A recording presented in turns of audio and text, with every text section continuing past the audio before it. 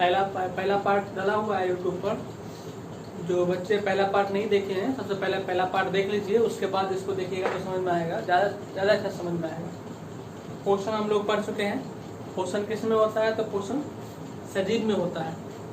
अगर आपको बोलेगा पोषण किस में होता है, तो पोषण सजीव में होता है। और सजीव के अंतर्गत क्या क्या आता है? सजीव के अंतर्गत पेड़ पौधा भी आता है और जीव जंतु भी आता है।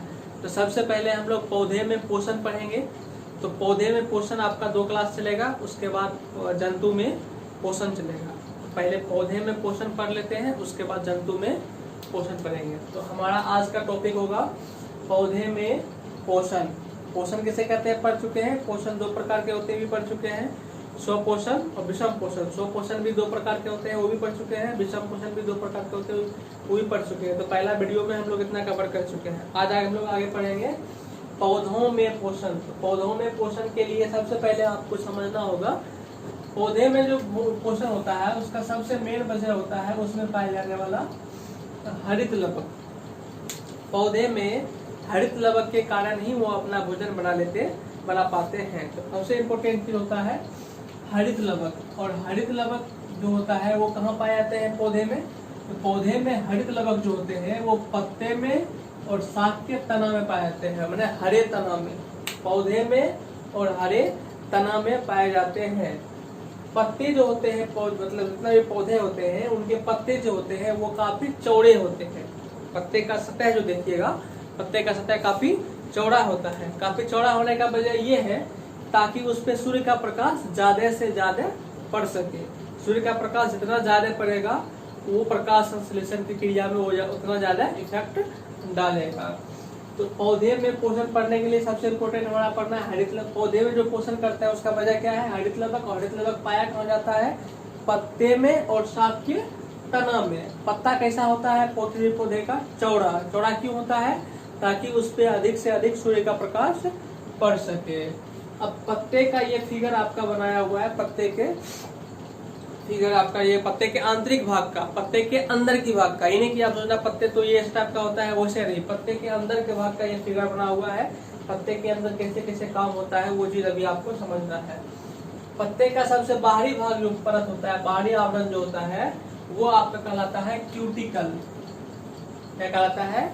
क्यूटिकल। पौधे का जो सबसे बाहरी भाग होता है, बाहरी आवरण होता है, ऊपर साइड और नीचे साइड भी, दोनों साइड पौधे के दोनों साइड, ऊपरी साइड और निचले साइड, दोनों साइड उसका बाहरी भाग जो होता है, बाहरी परत जो होता है वो कहलाता है क्यूटिकल।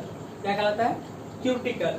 और यहाँ देखिए उसके जस्ट नीचे जो होता है वो ऊपरी बाह्य त्वचा, इसके भी जस्ट नीचे क्या होता है? निचली बाह्य त्वचा। ये ऊपरी बाह्य त्वचा, ये आपका हो गया निचली बाह्य त्वचा। और सबसे बाहरी आवरण जो है उसको क्या कहते हैं? क्यूटिकल। उसके बाद देखिए ये जो आपका इस टाइप का जो जाल बना हुआ है इसको हम लोग कहते हैं स्पंजी पैरेन्काइमा। इसको क्या बोलते हैं? Spongy parenchyma. ये जो जाल आपका इस टाइप का बना हुआ है इसको बोलते हैं स्पंजी पैरेन्काइमा। स्पंजी पैरेन्काइमा जो है ये वाला भाग, ये आपका जो आपका गोल लंबा जो गोल है, ये स्पंजी पैरेन्काइमा। टोटल जितना है सब स्पंजी पैरेन्काइमा है, ठीक है। ये स्पंजी पैरेन्काइमा का अधिकांश भाग इससे बना होता है, हरित लवक से बना होता है। इसी पौधे के स्पंजी पैरेन्काइमा में ही हरित लवक पाया जाता है। और ये जिस कोशिका के बने होते हैं, ये स्पंजी पैरेन्काइमा जो है ये जिस कोशिका के बने होते हैं इसको मेसोफिल कोशिका कहते हैं। क्या कहते हैं? मेसोफिल कोशिका। मैंने स्पंजी पैरेन्काइमा का अधिकांश भाग किसका बना होता है? हरित लवक का। और जिस कोशिका से बने होते हैं उस कोशिका को कहते हैं मेसोफिल कोशिका, ठीक है। और जिस उत्तक से बने होते हैं ये स्पंजी पैरेन्काइमा, जिस उत्तक से बने होते हैं उसको कोलेनकाइमा कहते हैं। क्या कहते हैं? क्लोरेनकाइमा।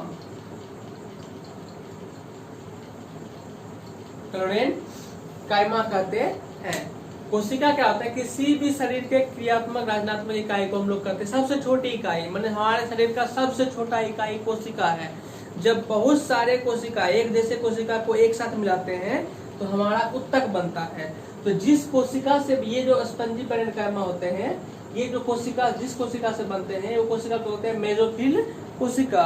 ये मेसोफिल कोशिका बहुत सारे जब इकट्ठा हो जाते हैं तो उत्तक बनते हैं, और जो उत्तक बनते हैं उस उत्तक को कहते हैं क्लोरेन्काइमा उत्तक। तो स्पंजी पेरेन्काइमा का कोशिका होता है मेसोफिल कोशिका और उसका उत्तक होता है क्लोरेन्काइमा। पिछले वीडियो में हम लोग बताए थे कि हरित लवक जहाँ पाया जाएगा, हरित लवक में क्या पाया जाता है, हरित कण, जिसको कि हम लोग कहते हैं क्लोरोफिल। और वो क्लोरोफिल क्या होता है, प्रकाश को अपनी ओर अवशोषित करता है। तो ये क्लोरोफिल, इससे हरित लवक है, इसमें हरित लवक है, हरित लवक में हरित कण होगा क्लोरोफिल। वो क्लोरोफिल यहाँ पे सूर्य के प्रकाश को एब्जॉर्ब करेगा, मैंने अवशोषित करेगा। सूर्य के प्रकाश को जब अवशोषित करेगा तो यहाँ पे प्रकाश संश्लेषण की क्रिया होगी, और प्रकाश संश्लेषण की क्रिया के फलस्वरूप किसका निर्माण होगा, ग्लूकोज का निर्माण होगा। तो ग्लूकोज का निर्माण पौधे के किस भाग में होता है, तो पत्ते में होते हैं। पत्ते में कहाँ होते हैं, स्पंजी कहाँ पे है, कहाँ होते हैं, स्पंजी पेरेन्काइमा में होते हैं। किस कोशिका में, मेसोफिल कोशिका में। किस उत्तक में, क्लोरेन्काइमा उत्तक में। ठीक है, पत्ते में ग्लूकोज का निर्माण होते हैं। पत्ते में कहाँ, स्पंजी पेरेन्काइमा में। स्पंजी पेरेन्काइमा में किस कोशिका में, मेसोफिल कोशिका में। किस उत्तक में, तो क्लोरेन्काइमा में। तो यहाँ पे हमारा स्पंजी कोशिका में प्रकाश संश्लेषण द्वारा ग्लूकोज का निर्माण हो चुका है। अब ग्लूकोज का निर्माण होने के बाद ये यहाँ पे आपका फ्लोएम जो है, ये फ्लोएम क्या करते हैं, यहाँ से ग्लूकोज को लेकर पौधे के अन्य भाग में विसरण के द्वारा पहुंचा देते हैं।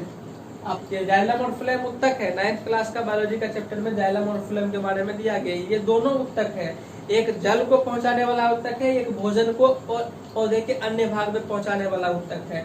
अभी तो यहाँ पे भोजन बन चुका है, भोजन क्या, ग्लूकोज का निर्माण हो चुका है स्पंजी कोशिका में। स्पंजी कोशिकाओं से जो ग्लूकोज का निर्माण हुआ है उसको पौधे के अन्य भाग में कौन पहुंचाएगा, तो उसके पौधे के अन्य भाग में कौन पहुंचाएगा, ये फ्लोएम पहुंचाएगा। किसके माध्यम से, विसरण के द्वारा। किसके द्वारा, विसरण के द्वारा। अब नेक्स्ट इसमें देखिएगा, ये जो पौधे स्पंजी कोशिका का जाल है, इस जाल के बीच बीच में कहीं कहीं गैप है। जैसे देखिए यहाँ पे गैप है, यहाँ पे गैप है, यहाँ पे गैप है। गैप मैंने खाली जगह। यहाँ पे स्पंजी कोशिकाओं के जाल में कई सारे जगह ऐसे हैं जो खाली है। उसी खाली जगह को हम लोग कहते हैं वायु प्रकोष्ठ। क्या कहते हैं, वायु प्रकोष्ठ। और देखिएगा यहाँ पे ये जो आपका ये भाग है, ये बाहरी परत है, इसमें यहाँ पे छिद्र देखिए, कई इस तरह के कई छिद्र पाए जाते हैं। ये जो छिद्र होता है, इसी छिद्र को हम लोग कहते हैं वायु रंध्र। ये जो पौधे का बाहरी आवरण है, इसमें छोटे छोटे जो छिद्र होते हैं, इस छिद्र को हम लोग कहते हैं वायु रंध्र। अब इसमें क्या होता है, इसमें इधर से वायु अंदर प्रवेश करता है, वायु इधर प्रवेश करता है। तो ये खाली जगह जो आपका था वायु प्रकोष्ठ, ये वायु प्रकोष्ठ जो खाली जगह है, इस खाली जगह में क्या पाया जाता है, इस खाली जगह में वायु पाया जाता है। वायु के साथ साथ मैंने हवा के साथ साथ इसमें जलवाष्प भी पाया जाता है। और जब धूप पड़ता है तो ये जलवाष्प इसी के द्वारा बाहर निकलता है। मैंने ये जो आपका छेद है वायु प्रकोष्ठ है, इसके यहाँ जो आपका ये आपका जो खाली जगह है, इसको कहते हैं वायु प्रकोष्ठ। और ये वायु प्रकोष्ठ में क्या है, वायु प्रकोष्ठ में आपका हवा है प्लस में जलवाष्प है, हवा भी है और जलवाष्प भी है। और ये जो खाली जगह है आपका आवरण का, इसको कहते हैं वायु रंध्र। जब बहुत ज्यादा मतलब धूप करता है तो यहाँ से वाष्प उत्सर्जन की क्रिया होती है। वाष्प उत्सर्जन मतलब इसके पानी जो है वो बाहर निकलता है। बाहर किसके माध्यम से निकलता है, वायु रंध्र के माध्यम से। इसके माध्यम से ये जलवाष्प इसके साथ था, इसमें खाली जगह में हवा और जलवाष्प था। तो ये जलवाष्प यहाँ से बाहर निकला, किसके माध्यम से निकला, वायु रंध्र के माध्यम से। और हवा जो अंदर गया है वो किसके माध्यम से गया है, वो भी वायु रंध्र के माध्यम से गया है। तो पौधे में हवा जो अंदर जाता है वो भी किसके माध्यम से, वायु रंध्र के माध्यम से। और वाष्प उत्सर्जन भी होता है किसके माध्यम से, वायु रंध्र के माध्यम से। अब आपको बोलेगा स्पंजी कोशिकाओं के जाल में कई कई खाली जगह होते हैं। इस खाली जगह को क्या कहते हैं, तो खाली जगह को कहते हैं वायु प्रकोष्ठ। क्या कहते हैं, वायु प्रकोष्ठ। और ये जो बाहरी आवरण है, इसमें कई जगह कई छिद्र पाए जाते हैं। इस छिद्र कहते हैं वायु रंध्र। और वायु रंध्र से क्या होता है, वायु रंध्र से हवा अंदर भी जाता है और वाष्प उत्सर्जन की क्रिया भी होती है। तो वायु भी अंदर जाता है और वाष्प उत्सर्जन की क्रिया भी होती है। अगर आपको पूछेगा वाष्प उत्सर्जन की क्रिया कहाँ होती है तो क्या बोलिएगा, ये वायु रंध्र के माध्यम से होती है। ठीक है, तो वायु रंध्र से क्या होता है, हवा का आदान प्रदान भी होता है और वाष्प उत्सर्जन भी होता है। मैंने पौधे अपना शोषण भी किसके द्वारा करते हैं, वायु रंध्र के द्वारा, और वाष्प उत्सर्जन भी किसके द्वारा करते हैं, तो वायु रंध्र के द्वारा। ठीक है, अभी हम लोग पत्तक की आंतरिक संरचना देख ली है। इसमें अभी हमने देखा ये स्पंजीकरण जो है, ये इसका अधिकांश भाग किस चीज का बनाता है, हरित लवक का। अब हरित लवक के बारे में हम लोग जान लेते हैं। देखिए ये आपका जो फिगर है, ये आपका हरित लवक का फिगर है। ठीक है, ये हरित लवक है। तो हरित लवक का जो दीवार होते है, देखिए हरित लवक का जो दीवार है वो दोहरी झिल्ली का बना होता है, 2 झिल्ली का बना होता है। देखिए ये हरित लवक है। हरित लवक का जो दीवार होता है, ये देखिए ये दीवार, ये दोहरी झिल्ली का बना होता है, मतलब 2 झिल्ली का बना होता है। एक को अंदर वाले को अंतर झिल्ली कहते हैं और बाहर वाले को बाह्य झिल्ली। ये 2 झिल्ली का बना होता है। और इसके अंदर जो ये भाग है, इस भाग के अंदर इसके अंदर जो है, इसके अंदर जीव द्रव्य भरा होता है।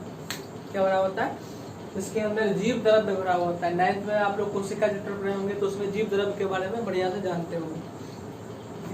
ये आपका दोहरी झिल्ली का बना होता है, इसके अंदर जीव द्रव्य भरा होता है। और देखिए, और ये खाली जगह है, कई सारी ये जो खाली जगह यहाँ पे जो खाली जगह है, तो हरित लवक के अंदर जो खाली जगह होता है, उस खाली जगह को कहते हैं एस्ट्रोमा। क्या कहते हैं, एस्ट्रोमा। और ये जो चपटी झिल्लियां हैं, ये चपटी झिल्लियां हैं, इस चपटी झिल्लियां को हम लोग कहते हैं ग्राना। हरित लवक के अंदर चपटी झिल्लियां पाई जाती है, इस चपटी झिल्लियों को हम लोग कहते हैं ग्राना। और ये चपटी झिल्ली जो बना होता है, ये थाइलाकॉइड का बना होता है। किस चीज का बना होता है, थाइलाकॉइड का बना होता है। इसको फिर से एक बार समझ लीजिए। हरित लवक का दीवार जो होता है 2 झिल्ली का बना होता है, उसके अंदर जीव द्रव्य पाया जाता है। हरित लवक के अंदर पाए जाने वाले खाली जगह को स्ट्रोमा कहते हैं। हरित लवक के अंदर कई सारे थाइलाकॉइड ग्रंथि की जाल बनी होती है, गुच्छे बने होते हैं, जिसको हम लोग ग्राना कहते हैं। ग्राना का जो गुच्छा बना होता है, जिस चीज का बना होता है, उसको हम लोग थाइलाकॉइड कहते हैं। ये जो थाइलाकॉइड है, ये झिल्लियां जो है, ये एक झिल्ली को थाइलाकॉइड कहते हैं। इसी थाइलाकॉइड के समूह को हम लोग ग्राना कहते हैं। ये जो थाइलाकॉइड है, इसी थाइलाकॉइड पर हरित कण पाया जाता है, मतलब क्लोरोफिल पाया जाता है। क्लोरोफिल आप लोग पढ़े होंगे, हरित कण, क्लोरोफिल। ये क्लोरोफिल कहाँ पाया जाता है, हरित लवक में। हरित लवक में कहाँ, हरित लवक में ग्राना में। ग्राना में कहाँ, थाइलाकॉइड।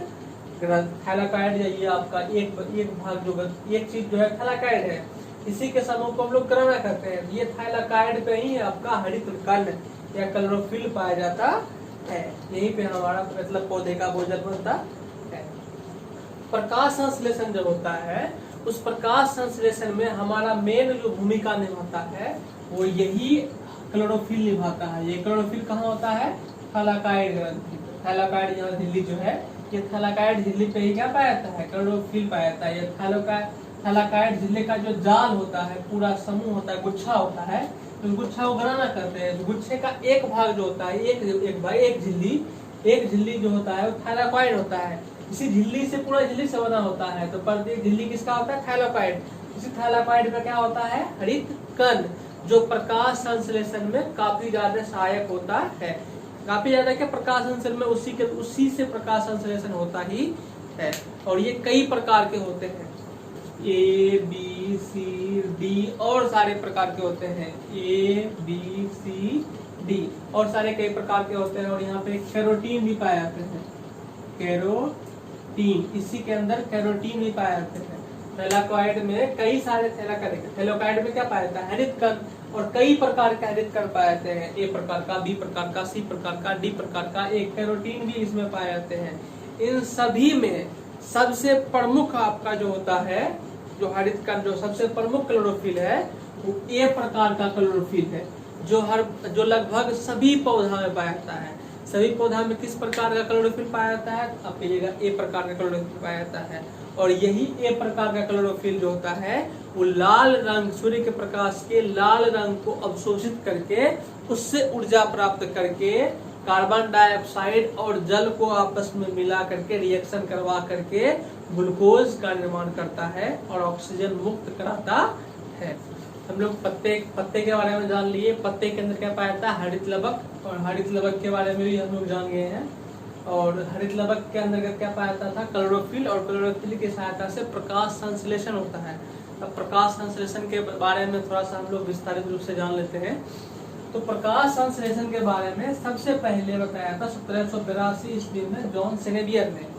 किसने?